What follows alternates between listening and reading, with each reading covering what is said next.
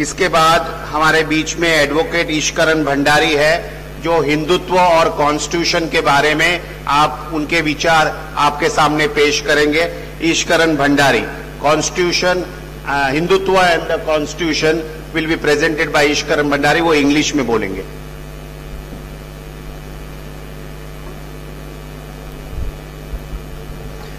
Good afternoon.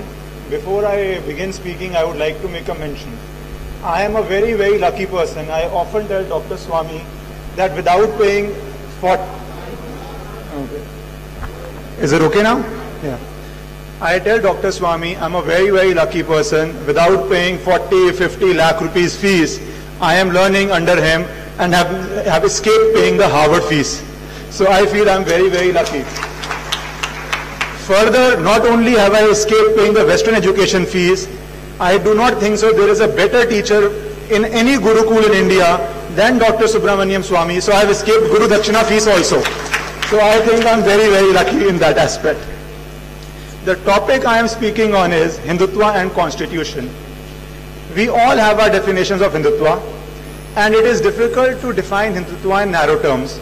But since it is a legal presentation, I will only define Hindutva as the Honorable Supreme Court has defined it. Hindutva is a way of life. What is Constitution? Everybody knows what is a Constitution. Only thing I want to say, ours is a special Constitution. I do not say special because I am a proud Indian and my Constitution is the best, even though that also I am. But it is special in the sense of its relationship with the Parliament. France, England, all Western democracies have a constitution, but the Parliament can change the constitution lock, stock and barrel. It can completely bring in a new constitution. Our constitution, as per the Supreme Court, has a heart and a soul, which cannot be changed by the Parliament also. There is a basic structure.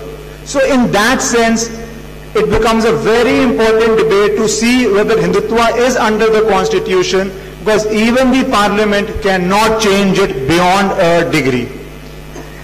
But the reality is not only Hindutva in the Constitution, it is mandated and ordered by the Constitution. There is a part of the Constitution called Directive Principles of State Policy. People say you cannot go to court to get them enforced, but the directive principles of state policy say they are fundamentals to governance. Is there a greater duty on any parliament than to follow good governance? Is it not the duty of parliament to follow what the constitution said is a part of good governance? When the nation is formed, when independence was there, as earlier speakers have said, there was a lot of question whether we will survive as a nation or not. That time, survival was the key. Now, and since decades, governance is the key. This vote has come for governance. People want governance. And the Constitution says this is a part of good governance. Should we then not have it immediately? Article 44 says the state shall endeavor. I pause here and say legal language is of two types, may or shall. Some laws say the government may do this. It may not also do this. It allows government. Shall means government is ordered to do that. Government is told to do that. It is a positive direction that the government must do that. Time and again the Supreme Court has also said this, that it is high time the government bring it.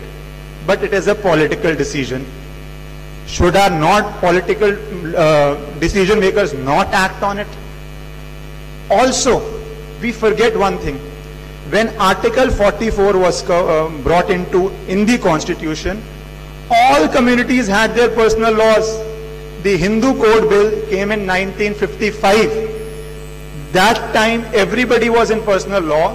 The Constitution thought, in one go, everybody will come under a civil law, a uniform civil law. They could have never contemplated that it will be done in a part-wise, community-wise, region-wise basis. That is something we forget. And Jawaharlal Nehru, while introducing the Hindu Code Bill, said that the time is not ripe right now for bringing 100% of population under it. I say, there is no right time for a wrong thing and there is no wrong time for a right thing to be done. How long can we delay it? When will the right time come? Also, there are so many other provisions under the Constitution which bring this in. Article 25 and 26 says right to have practice religion, profess religion, etc. Everybody knows that. I won't repeat it because of paucity of time. But the courts say there are two aspects to life: religious and social aspects of life. Religious aspect, everybody is covered, but even in that narrow covering, there are three exceptions: public order, health, morality. But social life is not covered at all. The state needs to have modern laws in its social life. What is marriage? What is inheritance? What is succession? What is divorce, if not a part of your social life? And on that, there is no limitation to have a modern law. In fact, 85% of the population. Funny, we have a word secularism in our constitution. The definition of secularism is hilarious. It is almost like the definition of republic by communists. Republic means a government elected by the people. And you know certain countries who had it in their name, the word republic. One of them was German Democratic Republic. That was East Germany. One of them is People's Republic of China. One of them is Democratic People's Republic, both democracy and republic of Korea, that is North Korea. The way these communists perverted the definition of republic to mean dictatorship and communism, same way they have perverted the definition of secularism to mean preferential treatment. In fact, recently we had a grand Teachers' Day celebrated. Dr. Radhakrishnan, in whose name the Teachers' Day is celebrated, said in his book, Recovery of Faith, page 184, we, by secularism, we hold no one religion be given preferential statement. I ask this question: is personal law of one religion so bad that it had to be removed and a civil code brought in, and personal law of one religion so good that it should allow to go forward? If this is not preference, what is preference? I fail to understand. Further on, Article 370. It does not require that one speaks too much on Article 370. No great rhetoric, no argument is required on Article 370. All that is required is plain, simple English meaning of the word by which Article 370 begins. Temporary. Temporary. Temporary, I again say. An Indian average life is 66 years. An Indian could have been born, married, had kids and died. But this temporary is still there. If this is temporary, I again ask, what is permanent? In the end, I will close by saying that Britishers were honest when they said India can be ruled very easily by a simple policy of divide and rule. Today, we are taught the same policy in school in a much, much better language, a much more polished language called unity in diversity. We are told this is diverse, give this benefit. This is diverse, give that benefit. I say our strength is not unity in diversity, it is unity in continuity. We are a 5,000-year-old continuous civilization. That is our strength. And the more we support these diversities, pamper the diversity, it will become from diversity to differences.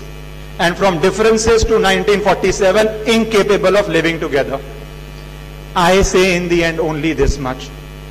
X has a personal law. X under Article 370, where there are majority, have a personal territory also.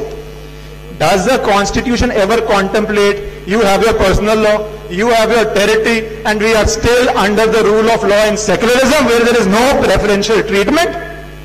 I only say this, it is high time, and I repeat, no right time to do a wrong thing, but no wrong time to do a right thing. Mr. Nehru felt 55 was not right. I hope 2014 is the right time. Thank you.